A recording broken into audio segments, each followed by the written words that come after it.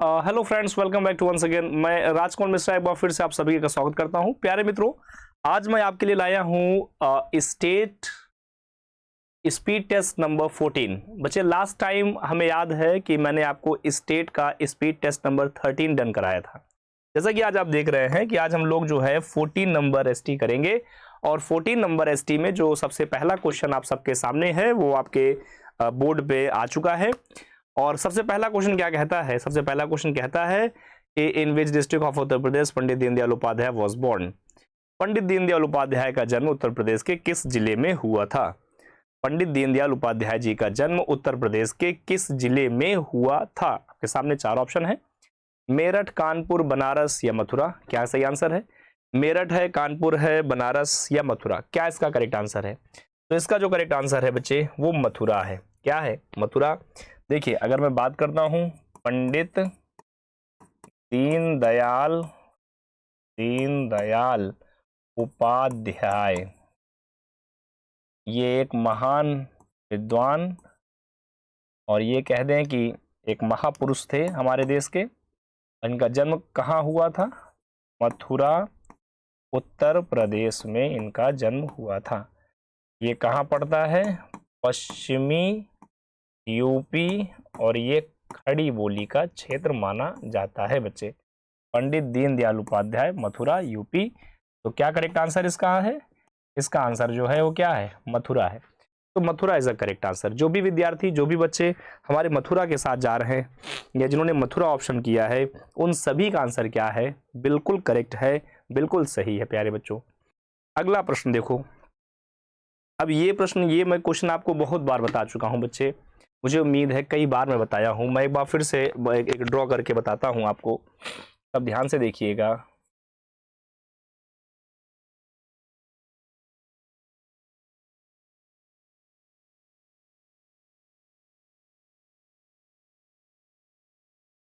जैसा कि आपको ये दिख रहा है उत्तर प्रदेश, उत्तर प्रदेश। अब कई बार यह प्रश्न आता है कि उत्तर प्रदेश का सबसे पूर्वी जिला कौन सा है? उत्तर प्रदेश का सबसे पूर्वी जिला कौन सा है? उत्तर प्रदेश का सबसे पूर्वी जिला कौन सा है? सबसे पूर्वी जिला, ठीक है।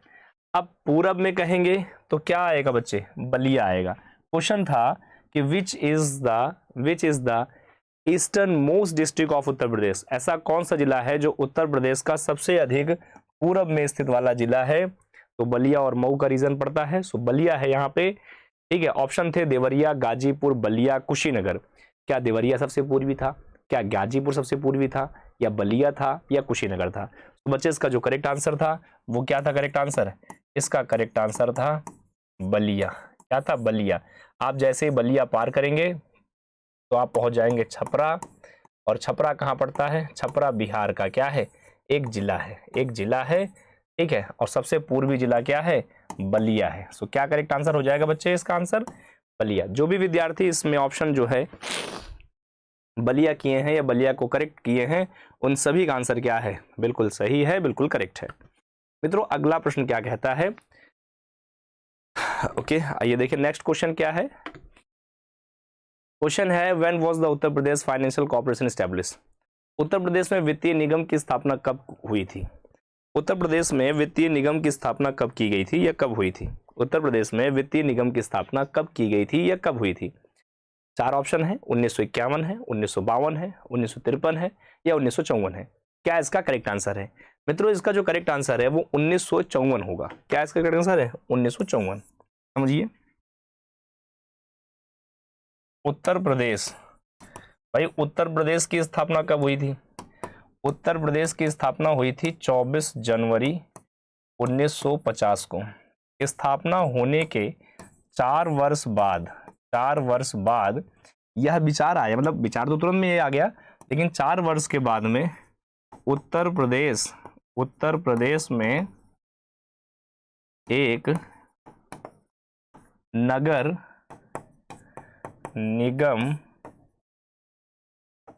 की स्थापना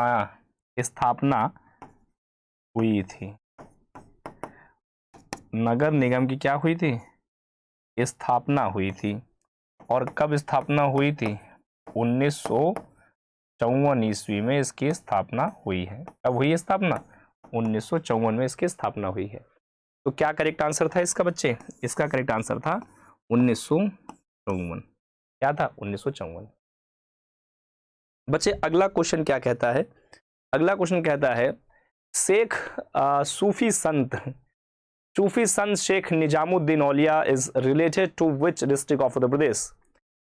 सूफी संत शेख निजामुद्दीन औलिया का संबंध उत्तर प्रदेश के किस जिले से था? तो किस जिले से संबंध रखते थे निजामुद्दीन औलिया साहब? आपके सामने चार ऑप्शन है। लखनऊ से थे, मेरठ से थे, बदायूं से थे, या आगरा से थे। तो इसका जो करेक्ट आंसर है वो बदायूं है बच्चे। क्या हो जाएगा इसका करेक्ट आंसर? बदायूं। आइए बदायूं देखिए क्या है या कहां पर है।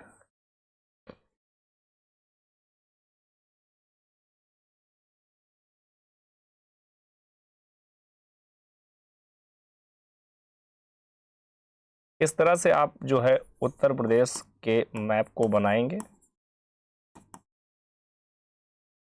ऐसे। अब होता क्या है बच्चे? होता ये है लखनऊ से लगभग 200, ये कहते हैं 253 या 250 किलोमीटर की दूरी पर एक जिला पड़ता है जिसका नाम है बरेली। और बरेली से 53 किलोमीटर की दूरी पर एक और जिला पड़ता है जिसका नाम है बदायूं।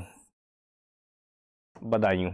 अच्छा बच्चों एक बात और कहें तो लखनऊ से अगर इसको जोड़ेंगे तो लखनऊ से लगभग ये 300 किलोमीटर की दूरी पर है ये जिला।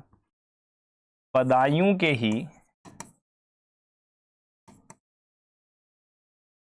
अगर हम कहें बच्चे बदायूं, तो बदायूं से ही शेख निजामुद्दीन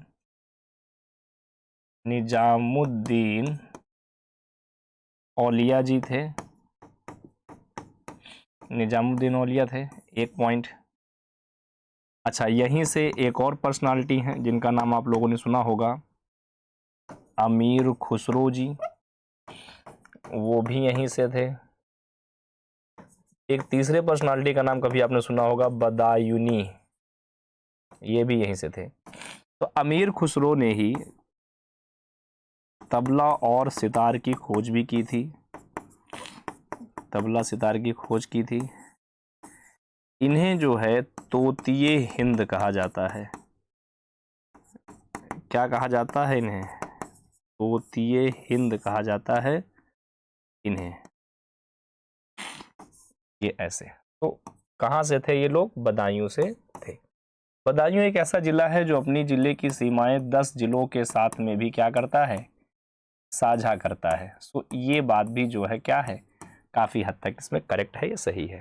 ठीक है, तो मित्रों मुझे उम्मीद है कि ये बात इस सिस्टमेटिक तरीके से आप सभी को अच्छे से समझ में आ गई होगी, अच्छे से क्लियर हो गई है। क्या आंसर था? बदायूं। अगला क्वेश्चन, ये बेटा मैं बहुत बार बताया हूं, मुझे उम्मीद है आप इसको जान रहे हैं।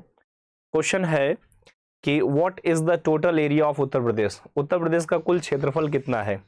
240 828, 240 928, 240 728, 240 628। क्या इसका करेक्ट आंसर है? तो इसका करेक्ट आंसर 240 928 है। बच्चे कितना है ये? अगर हम पुनः बात करते हैं इस तरह से मैप के अकॉर्डिंग,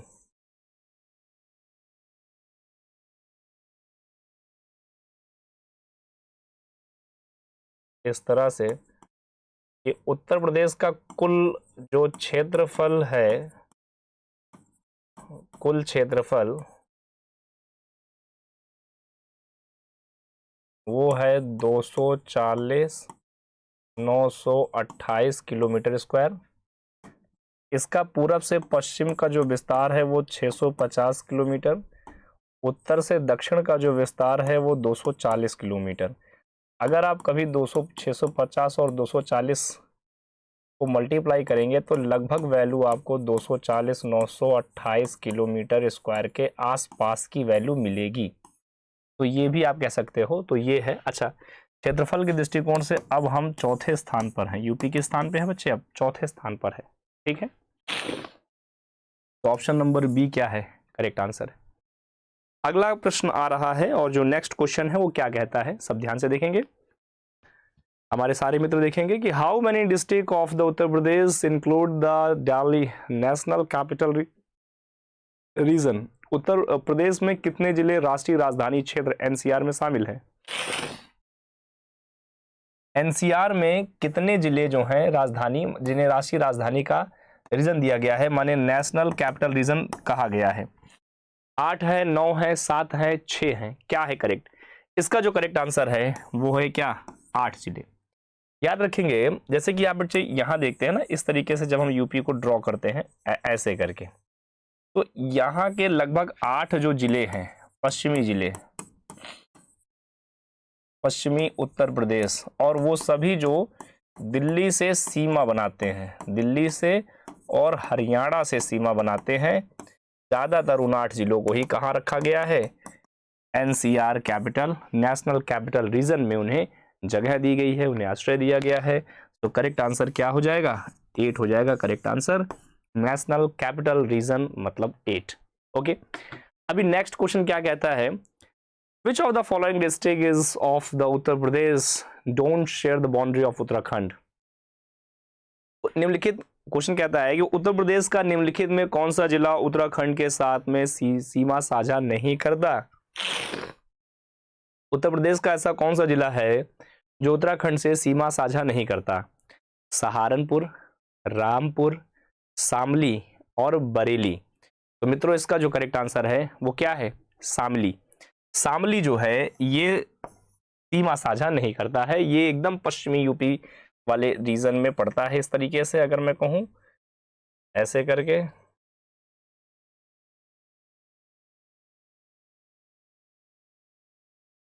ऐसे, अब ये है उत्तर प्रदेश और यहां पड़ता है लगभग शामली का रीजन।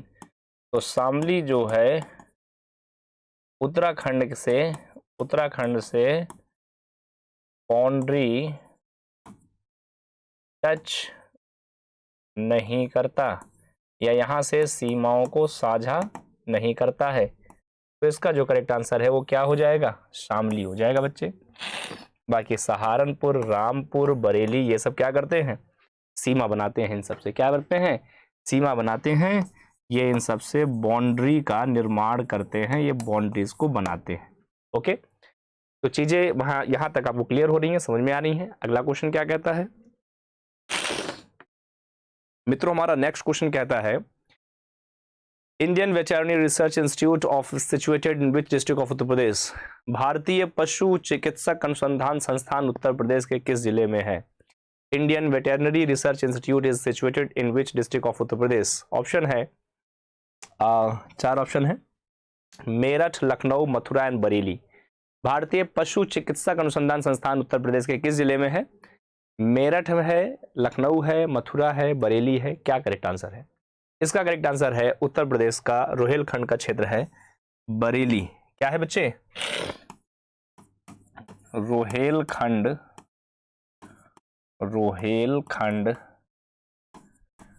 क्षेत्र है जिसका नाम है बरेली। क्या नाम है इसका, बरेली। तो बरेली का क्षेत्र है ऐसे। तो यहाँ पे करेक्ट आंसर क्या हो जाएगा, करेक्ट आंसर हो जाएगा बरेली। तो बरेली में क्या है, बरेली में है भारतीय पशु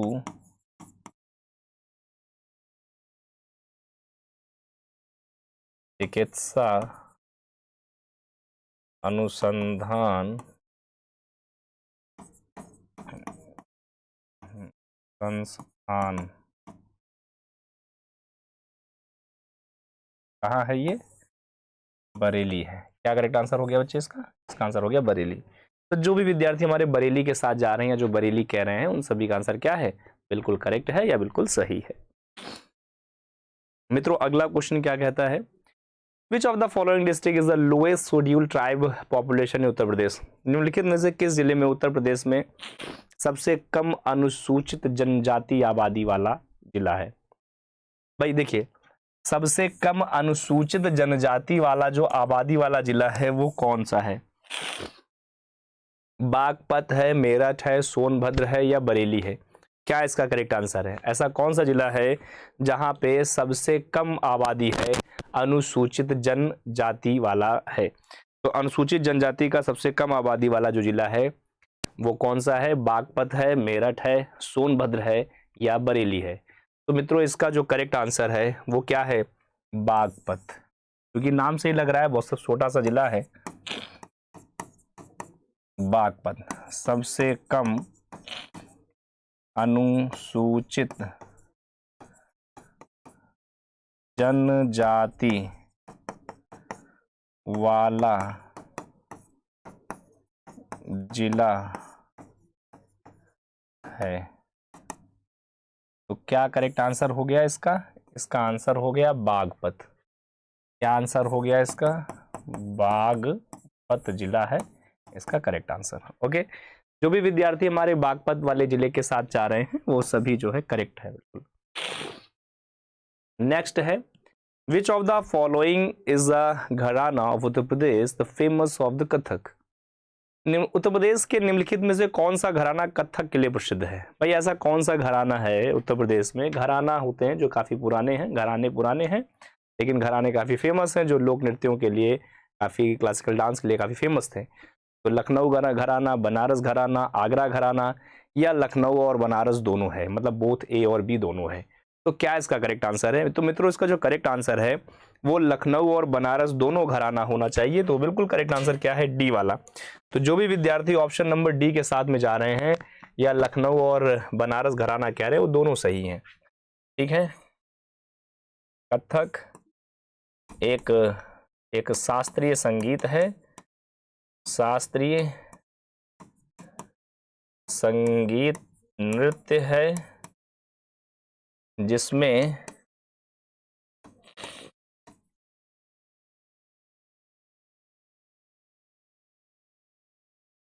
लखनऊ एवं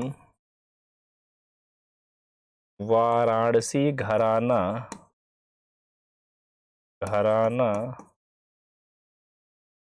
प्रसिद्ध, लखनऊ और वाराणसी घराना जो है क्या है इसके लिए? ये दोनों घराना क्या है? प्रसिद्ध है। ये दोनों घराना क्या है इसके लिए? बिल्कुल प्रसिद्ध है। सो बोथ ए और बी क्या है इसके लिए? एकदम करेक्ट आंसर है। मैं उम्मीद करता हूं कि आप यहां तक की बातें अच्छे से समझ गए, यहां तक एकदम क्लियर है। मित्रों हम बात करते हैं अगले क्वेश्चन की। विच of the following person inaugurated the queen lake cruise in the Ramgarh Tal? निम्नलिखित में से किस व्यक्ति ने रामगढ़ ताल में क्वीन लेक क्रूज का उद्घाटन किया? Queen lake cruise. Which of the following person inaugurated the queen lake cruise in Ramgarh Tal? निम्नलिखित में से किस व्यक्ति ने रामगढ़ ताल में क्वीन लेक क्रूज का उद्घाटन किया? ऑप्शन है श्री योगी आदित्यनाथ जी जो उत्तर प्रदेश के माननीय मुख्यमंत्री हैं, श्री आनंदीबेन पटेल जी जो उत्तर प्रदेश की इस समय राज्यपाल हैं, श्री अमित शाह जी जो केंद्रीय गृह मंत्रालय में इस समय गृह मंत्री हैं, और श्री नरेंद्र मोदी जी जो विश्व के यशस्वी पटल पे अपनी अमिट छाप छोपने वाले देश के गौरवान्वित प्रधानमंत्रियों में से एक हैं। तो क्या करेक्ट आंसर? इसका जो करेक्ट आंसर है उत्तर प्रदेश के मुख्यमंत्री श्री योगी आदित्यनाथ जी। श्री योगी आदित्यनाथ जी, श्री योगी आदित्यनाथ जी ने इसका उद्घाटन किया। ठीक है, प्यार से लोग इन्हें योगी बाबा के नाम से भी बुलाते हैं, है ना। ओके, अगला क्वेश्चन क्या कहता है? Which tiger reserve of Uttar Pradesh has been given the Kailash Shrankhala Award, the transformative, the sustainable tourism potential? उत्तर प्रदेश के किस टाइगर रिजर्व ने परिवर्तनकारी सतत पर्यटन की क्षमता को कैलाश श्रृंखला पुरस्कार दिया गया है? तो वैसे बच्चे श्रृंखला की स्पेलिंग में कहूं तो ऐसा होना चाहिए, थोड़ा इस इंग्लिश में, हिंदी में। ऑप्शन है Pilibhit tiger reserve, Amangarh tiger reserve, Dudhwa tiger reserve या रानीपुर टाइगर रिजर्व। क्या इसका करेक्ट आंसर होगा? उत्तर प्रदेश के किस टाइगर रिजर्व को परिवर्तनकारी सतत पर्यटन क्षमता के लिए कैलाश श्रृंखला पुरस्कार दिया गया है? Pilibhit tiger, Amangarh tiger, Dudhwa tiger या रानीपुर टाइगर? क्या इसका करेक्ट आंसर है? तो इसका जो करेक्ट आंसर है वो पीलीभीत टाइगर रिजर्व है। क्या है? पीलीभीत टाइगर रिजर्व, ये जो है ये इसका क्या है? करेक्ट आंसर है पीलीभीत टाइगर रिजर्व। ये क्या है इसका? ये एकदम इसका करेक्ट आंसर है। तो ये क्या है बच्चे? ए वाला ऑप्शन जो है सही है। जो भी हमारे विद्यार्थी ए ऑप्शन के साथ में जा रहे हैं वो बिल्कुल क्या है? बिल्कुल करेक्ट है, बिल्कुल सही है। ओके बच्चे, अगले क्वेश्चन पे हम चलते हैं। अब जो हमारा नेक्स्ट क्वेश्चन है वो क्या कहता है? ठीक है, अगला क्वेश्चन हमारा कहता है in which district of Uttar Pradesh has artificial intelligence power advanced traffic control system has been implemented for the first time? उत्तर प्रदेश में पहली कृत्रिम बुद्धिमत्ता संचालित उन्नत यातायात नियंत्रण प्रणाली लागू की गई है। उत्तर प्रदेश में किस जिले में पहली बार कृत्रिम बुद्धिमत्ता संचालित उन्नत यातायात नियंत्रण प्रणाली लागू की गई है? लखनऊ, कानपुर, बनारस या गोरखपुर में? तो कहां पे आर्टिफिशियल इंटेलिजेंसी के आधार पे ट्रैफिक को कंट्रोल करने के लिए first time implement process start किया गया है? चार ऑप्शन आपको दिख रहे हैं, लखनऊ है, कानपुर है, बनारस है, गोरखपुर। तो बच्चे इसका जो करेक्ट आंसर है वो कानपुर में ये उद्घाटन किया गया है। कहां पे किया गया है? कानपुर में AI बेस्ड ट्रैफिक सिस्टम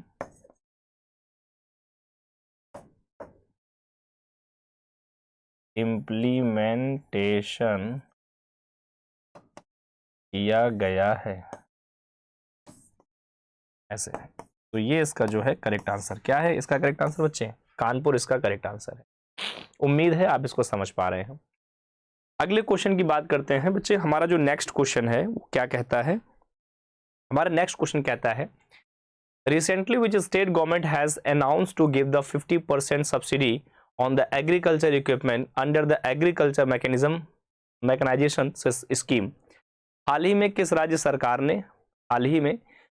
सरकार ने कृषि यंत्रीकरण योजना के तहत कृषि उपकरणों पर 50% की सब्सिडी देने की घोषणा की है?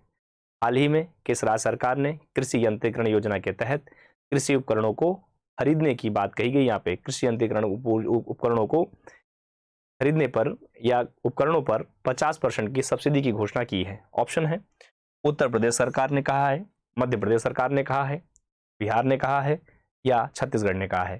तो इसका जो करेक्ट आंसर है बच्चे वो उत्तर प्रदेश। चूंकि यूपी जी क्या पढ़ रहे हैं, यूपी स्टेट देख रहे हैं, तो यूपी गवर्नमेंट ने क्या कहा है? किसानों को कृषि के यंत्रीकरण योजना पर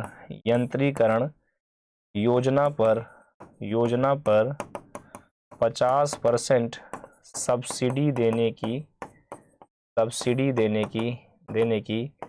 बात कही है। तो क्या करेक्ट आंसर है? उत्तर प्रदेश करेक्ट आंसर है। उत्तर प्रदेश करेक्ट आंसर है। नेक्स्ट क्या कहता है बच्चे? अगला क्वेश्चन कहता है which of the following person inaugurated the first intra district chopper service of the state from Bateshwar in Agra Govardhan in Mathura? Which of the following person inaugurated the first intra-district chopper service to state Bateshwar and the Agra Govardhan Mathura? निम्नलिखित में से किस व्यक्ति ने आगरा के बटेश्वर से मथुरा के गोवर्धन तक राज्य में पहली इंट्रा डिस्ट्रिक्ट चॉपर सेवा का उद्घाटन किया है? पहला डिस्ट्रिक्ट चॉपर सेवा का उद्घाटन करने वाले व्यक्ति कौन है? आपके सामने चार ऑप्शन दिख रहे हैं। फिर से हमारा जो पहला ऑप्शन है वो माननीय श्री भारत देश के प्रधानमंत्री श्री नरेंद्र मोदी जी का नाम है। नंबर 2 पे अमित शाह जी, नंबर 3 पे योगी आदित्यनाथ जी, नंबर 3 पे आनंदीबेन पटेल जी। तो क्या इसका करेक्ट आंसर है? जिन्होंने आगरा के बटेश्वर से मथुरा के गोवर्धन तक के लिए पहली इंट्रा डिस्ट्रिक्ट चॉपर सेवा प्रारंभ की है। तो ये सही आंसर क्या है? श्री योगी आदित्यनाथ जी है। क्या है? श्री योगी आदित्यनाथ जी हैं। श्री योगी आदित्यनाथ जी। क्या करेक्ट आंसर हो गया इसका? Option number C. जो भी बच्चे ऑप्शन नंबर सी के साथ गए होंगे या जिन्होंने सी आंसर किया है वो सभी क्या है, बिल्कुल करेक्ट है, बिल्कुल सही है बच्चे। ठीक है, अब बच्चों हमारा जो 16 नंबर क्वेश्चन है वो अब स्टार्ट हुआ है, तो सारे बच्चे 16 नंबर क्वेश्चन पे ध्यान से देखें और इसको समझें। क्वेश्चन कहता है which state of India has been invited the participate in the annual summit of the world economic forum in 2024। अभी हाल ही में भारत के किस राज्य ने 2024 में विश्व आर्थिक मंच के लिए वैश्विक विश्व शिखर सम्मेलन में वार्षिक शिखर सम्मेलन में भाग लेने के लिए आमंत्रण किया है? तो इसमें किसने विश्व आर्थिक मंच के लिए, इसने जो है विश्व आर्थिक मंच के लिए शिखर सम्मेलन में भाग लेने के लिए आमंत्रण किया है? आपके सामने चार ऑप्शन है, गुजरात है, महाराष्ट्र है, मध्य प्रदेश है या उत्तर प्रदेश है। क्या इसका करेक्ट आंसर है? गुजरात है, महाराष्ट्र है, मध्य प्रदेश है या फिर गुजरात है, महाराष्ट्र है, मध्य प्रदेश है या उत्तर प्रदेश है? तो इसका जो करेक्ट आंसर है बच्चों वो क्या है? उत्तर प्रदेश है।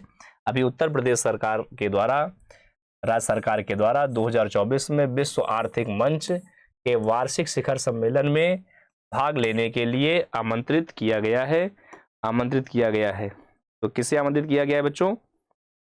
तो इसमें जो आमंत्रित किया गया है वो उत्तर प्रदेश ने विश्व आर्थिक मंच पे अन्य सरकार को, अन्य राज्य की सरकारों को क्या किया है? आमंत्रण की बात कही है या आमंत्रण के प्रति उनको जागरूक किया है।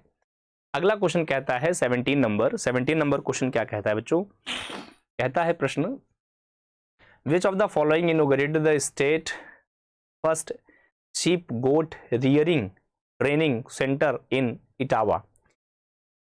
Which of the following inaugurated the state first sheep goat and rearing centre in Etawah? निम्नलिखित में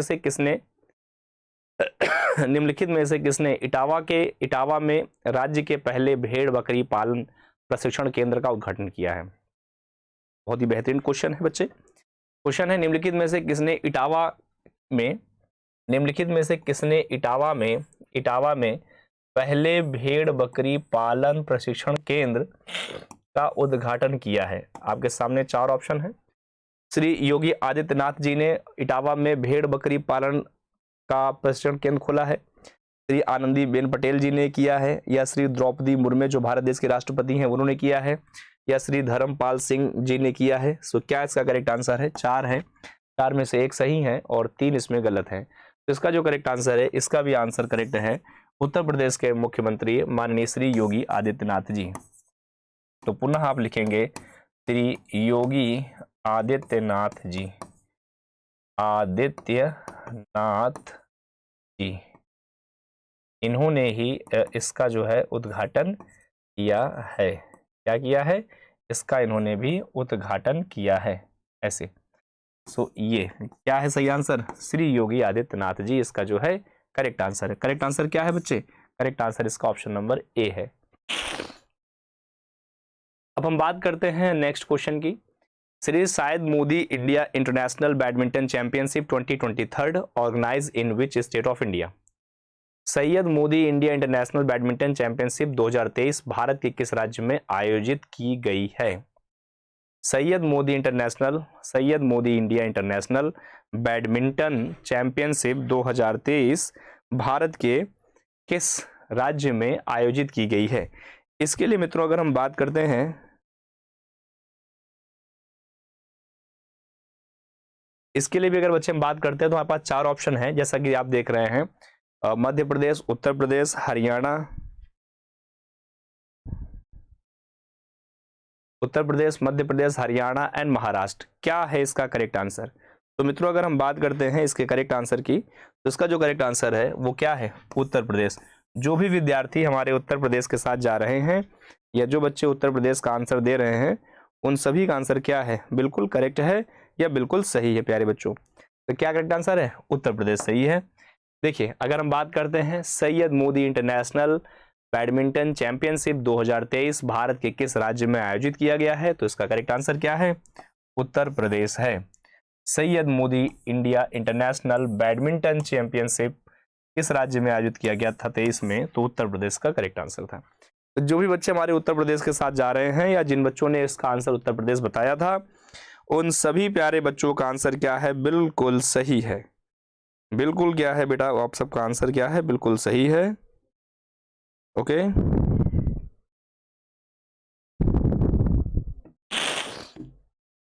ओके, अब हम बात करते हैं हमारे अगले क्वेश्चन की। माफ करिए, पहले क्वेश्चन देख लेते हैं। वैसे फिलहाल आपने 8 देखा है, आइए हम समझते हैं इसका डिटेल। क्वेश्चन है कि according the report release KPMG, an agency compiling the investment data of Uttar Pradesh, the unicorn start UPS present in the Uttar Pradesh are। उत्तर प्रदेश में निवेश डेटा संकलित, उत्तर प्रदेश में निवेश डेटा संकलित करने वाली एजेंसी KPMG द्वारा जारी रिपोर्ट के अनुसार उत्तर प्रदेश में मौजूदा यूनिकॉर्न स्टार्टअप है। क्या स्टार्टअप है? ऑप्शन आपके सामने 4 हैं, 6 स्टार्टअप हैं, 7 हैं, 8 हैं या 9 हैं। KPMG द्वारा जारी की गई रिपोर्ट के अनुसार उत्तर प्रदेश में यूनिकॉर्न स्टार्टअप की संख्याएं जो है वो टोटल 8 संख्या हैं। कितनी है? 8 संख्या। अगर हम बात करते हैं यूनिकॉर्न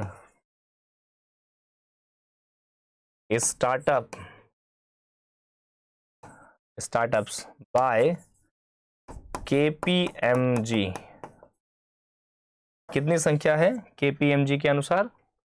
8। टोटल क्या है?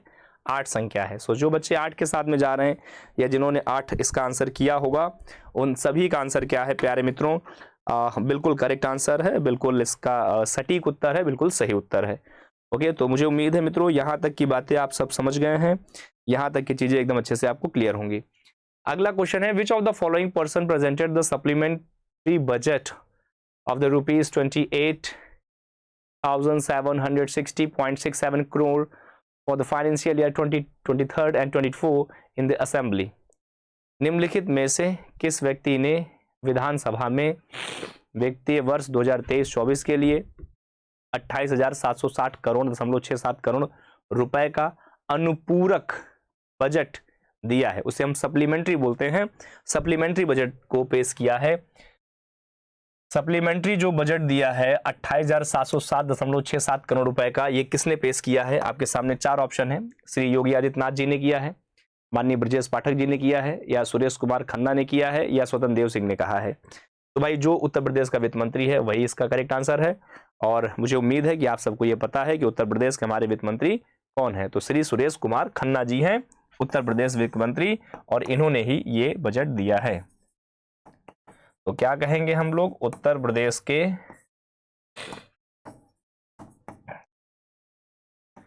वित्त मंत्री श्री सुरेश खन्ना जी, कितना अनुपूरक बजट दिया? 28,760.67 करोड़ रुपए।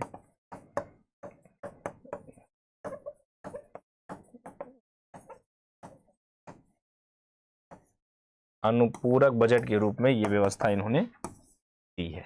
तो करेक्ट आंसर क्या है? Option number C. ओके, अभी नेक्स्ट क्या है? नेक्स्ट क्वेश्चन क्या कहता है बच्चे? हमारा नेक्स्ट क्वेश्चन कहता है, Hunter commission is appointed by the British to probe into. अब यहां ब्लैंक है कि जांच के लिए अंग्रेजों द्वारा हंटर कमीशन नियुक्त किया गया था। आपको बताना है कि जो हंटर कमीशन आया था वो किसकी जांच के लिए आया था। 4 ऑप्शन है। इतिहास में 4 प्रमुख घटनाएं हैं जो कि आधुनिक भारतीय इतिहास से जुड़ी हुई हैं, या बच्चों हम इसको गांधीवादी युग से भी जोड़ के बात करते हैं। तो गांधीवादी युग से जुड़े हुए इतिहास के बारे में 4 प्रमुख बातें हैं। जैसे 4 प्रमुख जो है ऑप्शन के रूप में है। एक है खिलाफत एगिटेशन है, मतलब इसे खिलाफत आप आंदोलन कहते हो या खिलाफत विषय है। बारदोली सत्याग्रह है, जब जबरदस्ती जो है टैक्स की बात की जा रही थी, सरदार वल्लभ भाई पटेल और महिलाओं का सहयोग मिला, जिसमें महिलाओं ने सरदार की उपाधि उनको दी थी, तो बारदोली सत्याग्रह है। या जलियांवाला बाग होमिसाइड या जलियांवाला बाग जो है, आप इसे ट्रेजिडी या मैस्कर कह सकते हो, इसके लिए आया था क्या हंटर कमीशन? या चौरी चौर इंसिडेंट या चौरी चौर घटना के लिए आया था बच्चे? तो इसका जो करेक्ट आंसर है वो है जलियांवाला बाग। देखो भाई, हुआ ये था कि फर्स्ट वर्ल्ड वॉर जब चल रहा था उस समय ब्रिटिश हुकूमत का साथ दिया था भारतीयों ने। तो 18 मार्च 1919 को ब्रिटिश हुकूमत ने भारतीयों को कंट्रोल में रखने के लिए एक वो एक्ट लेकर आए थे जिसका नाम था रॉलेट एक्ट। क्या नाम था? Rowlatt act. तो रॉलेट एक्ट का ही कंट्रोल किया गया था जलियांवाले बाग के लिए। किसके लिए किया गया था? जलियांवाला बाग होमेसाइड, जलियांवाला बाग होमेसाइड किया गया था। ये कब किया गया था? ये किया गया था 13 अप्रैल 1919 में किया गया था।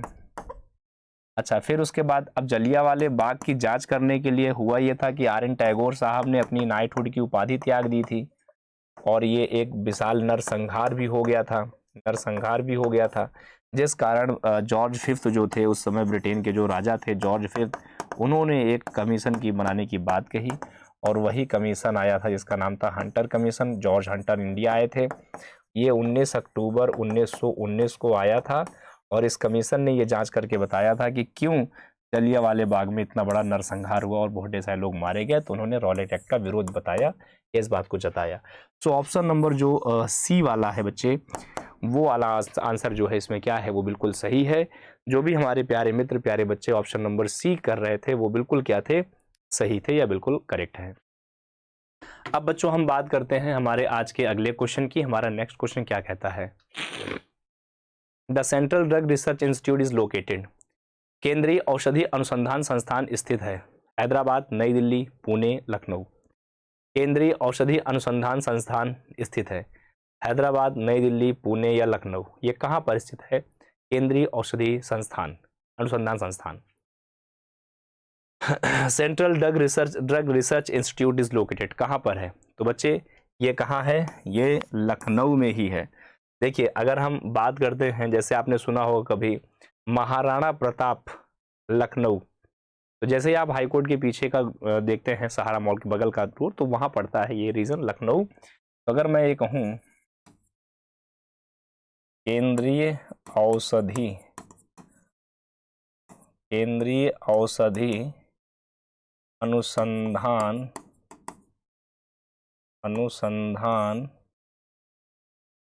संस्थान, ये कहाँ पड़ता है? ये पड़ता है लखनऊ में। ये कहाँ पड़ता है? लखनऊ में। अच्छा बच्चे, मैं कुछ बात जिससे बताना चाहूंगा। कभी भी आ जाए केंद्रीय विष अनुसंधान संस्थान, केंद्रीय विष अनुसंधान, या कभी आ जाए बीरबल साहनी बॉटनिकल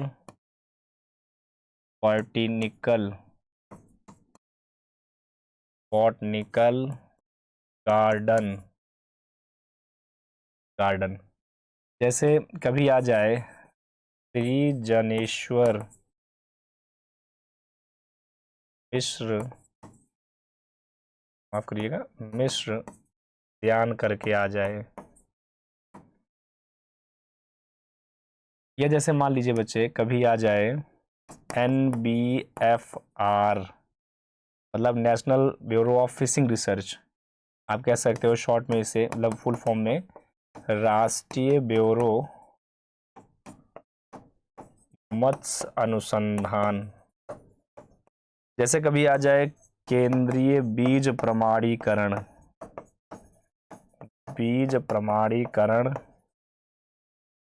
संस्थान। तो ये सारे संस्थान आपको कहाँ मिलेंगे? लखनऊ में मिलेंगे बच्चे। सब कहाँ है? लखनऊ में है।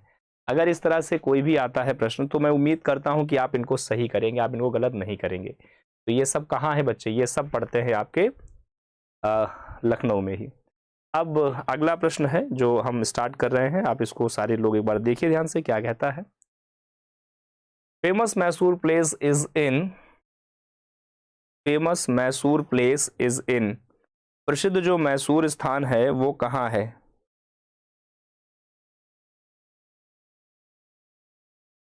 प्रसिद्ध मैसूर पैलेस कहाँ है? Famous Mysore palace is in Tamil Nadu, Andhra Pradesh, Karnataka और केरल। बच्चे जैसा कि मैसूर नाम आता है तो मैसूर नाम से भी आप उस लोकेशन को क्या करते हैं? जान पाते हैं या समझ पाते हैं। तो प्रसिद्ध जो मैसूर पैलेस है वो कहाँ है? तमिलनाडु में है, आंध्र प्रदेश में है, कर्नाटक में है या केरला में है? तो इसका जो करेक्ट आंसर है बच्चे वो क्या है? कर्नाटक। जैसा कि आप भी जानते हैं कि मैसूर कहाँ है, अगर हम बात करें मैसूर की तो मैसूर कहाँ है? मैसूर का जो क्षेत्र है वो कर्नाटक में है। तो कर्नाटक जो है क्या है? मैसूर के लिए काफी फेमस है, काफी जो है ये प्रसिद्ध क्षेत्र है। तो ये जो है बिल्कुल एकदम करेक्ट है। तो करेक्ट आंसर क्या हो जाएगा? मैसूर। मैसूर का जो पैलेस है, मैसूर का जो फील्ड है वो कहाँ पे है? वो है कर्नाटक में। तो हम कहेंगे कि प्रसिद्ध मैसूर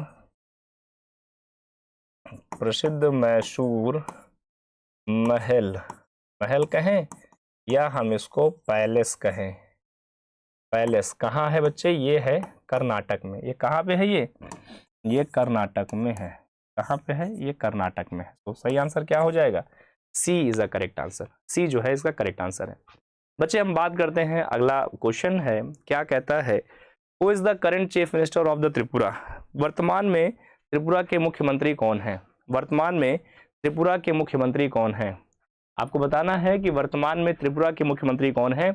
आपके सामने 4 ऑप्शन है बच्चे। क्या क्या ऑप्शन में है? मानिक साहा है, एन बीरन सिंह है, विप्लव कुमार देव है या कोर्नन संगमा है। तो कौन है इस समय त्रिपुरा के मुख्यमंत्री? ये जितने भी आप देख रहे हैं नाम, ये सभी हमारे नॉर्थ ईस्टर्न स्टेट के ज़्यादातर क्या है? मुख्यमंत्रियों के नाम हैं। तो आपको पहचानना है। इसमें जो त्रिपुरा है, त्रिपुरा राजधानी अगरतला, ठीक है। सो इसके करेक्ट आंसर क्या है? माणिक साहा। तो माणिक साहा जो है वो कौन है? त्रिपुरा के मुख्यमंत्री हैं। त्रिपुरा के मुख्यमंत्री हैं।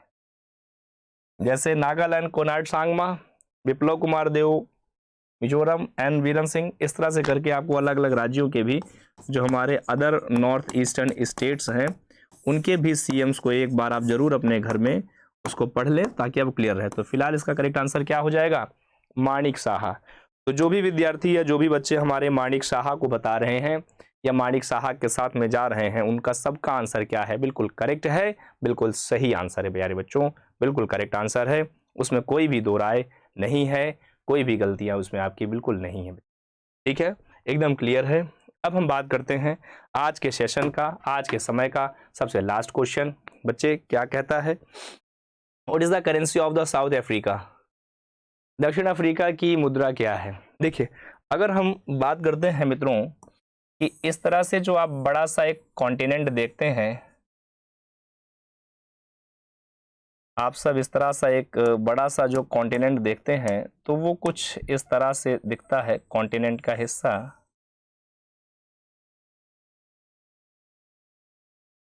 ऐसे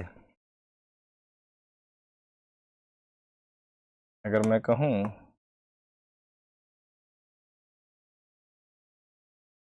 तो वो कुछ माफ कीजिएगा इस तरह से आपको दिखता है ना कॉन्टिनेंट का हिस्सा, ऐसे। और ऐसे मैं कहूँ ऐसे, इस तरह से, और इसमें ये लाइन को इरेज कर देते हैं ऐसे। तो ऐसा कुछ दिखता है आपको ये साउथ अफ्रीका, ये पूरा जो है अफ्रीका आपको ऐसे दिखता है।